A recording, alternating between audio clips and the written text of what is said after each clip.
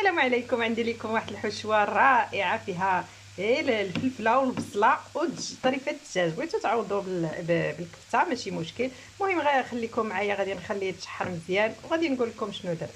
وهنايا كما كتشوفوا الحشوه ديالي زدت الخرقوم، الثومه بودر، الملحه، البصل، شويه السودانيه على حسب الذوق، وزدت الجزر، الخضر اللي بغيتو كديروها. وهنايا زدت صوص الصوجا، وزدت التحميره، وزدت الابزار. والمهم خليتهم تيتشحروا مزيان وخليكم معايا، وغادي نزيد الفرماج الاحمر وغادي نخليكم تشوفوا باش غادي نخلطها في التالي. المهم هاد الحشوه كتجي غزاله بزاف بالدجاج او بالكفته. وهذه هي الرز الطويله كما كتشوفوا اللي غادي ندير فيها، كتجي رائعه، جربوها. وغادي نخلط كل شيء من بعد ما درت الفرماج